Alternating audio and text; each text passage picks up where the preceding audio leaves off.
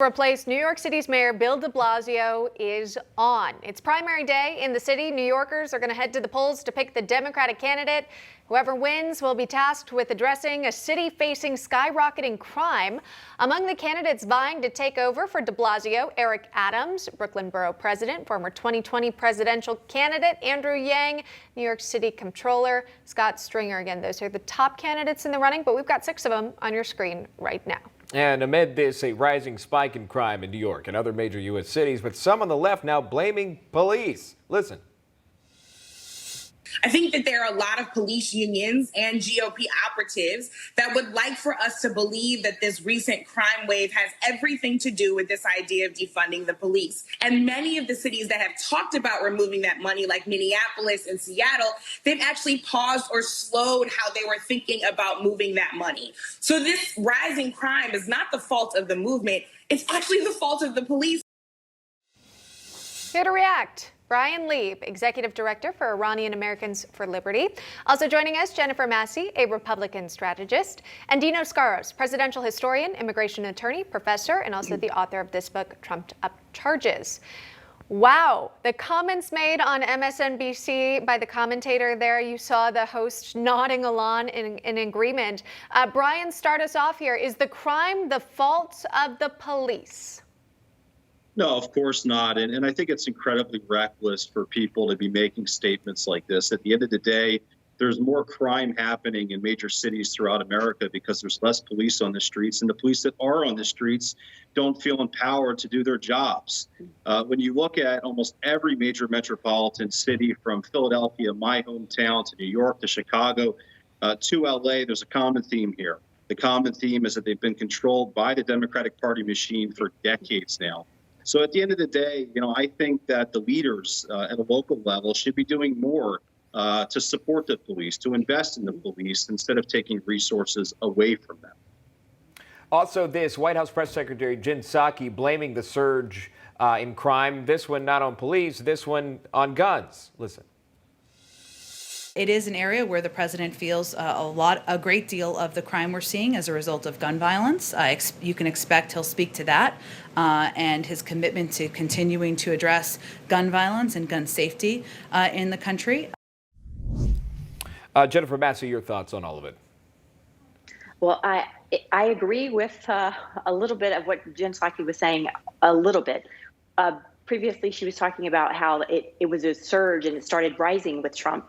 That is true because these well-funded groups like Antifa and BLM started their rhetoric up during his presidency, and destructiveness that added to the spike in crime. They have been not stopped because they keep winning in these Democrat cities. They're never punished. The criminals are released. Their appeasement of these criminals, but it's not having anything to do with the police. The failed urban communities, the policies, the fatherless homes, the failed schools, life choices, these are not the part of the police. Yeah. No, I recall, too, when we were seeing extreme violence on the West Coast, the former President Donald Trump offering to send in assistance, whether it be National Guards troops, and then those offers were denied. Right. They didn't want to see those troops on the grounds there. Dino, again, we've got apparently police who are behind the crime. We've got gun violence behind the crime, guns specifically, I should say. Take your pick. Dino, which one, how are you viewing this? Well, nobody's talking about the real issue here, Emma, and this is all very personal for me because I had a ringside seat to all of this. I grew up as a kid in New York City in the 1970s, and we would hear gunfire at night from our windows. We had 3 locks on our front door. And Ed Koch was the mayor of New York, and his answer was, hey, it's New York. That was his answer to everything. I remember my aunts and uncles telling me wonderful stories about how safe New York used to be in the 1940s and 50s before I was born. And I remember thinking, I'm never going to get to see this. And then after Koch, we had David Dinkins, who was a nice man, but an inept leader, much like Jimmy Carter and now like Joe Biden.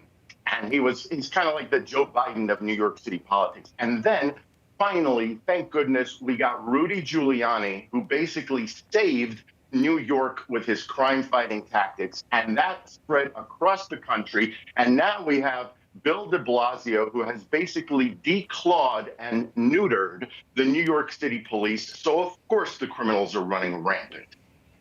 Also, this too, Bryan, media reporting that charges are being dropped now in hundreds of looting and burglary cases. As Dino was talking about in New York City, it seems like the NYPD has to let a massive amount of suspected thieves go. Obviously, no consequences if you're just dropping it all.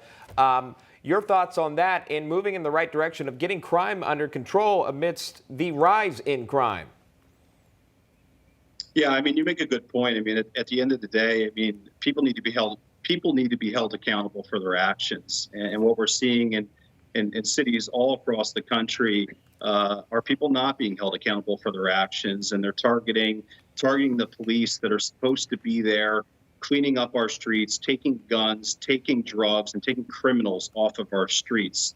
So at the end of the day, I firmly believe that we need to be doing more to support our law enforcement, investing more in our law enforcement, and we need to be holding people accountable. This isn't the wild, wild west. It's the United States of America. People need to be held accountable for their crimes. We'll leave it right there. Bryan Leib joining us, Jennifer Massey and Dino Scaros. If you don't mind, they're our panelists. Stick around. Coming up, we'll talk about this with our panelists. A new illustration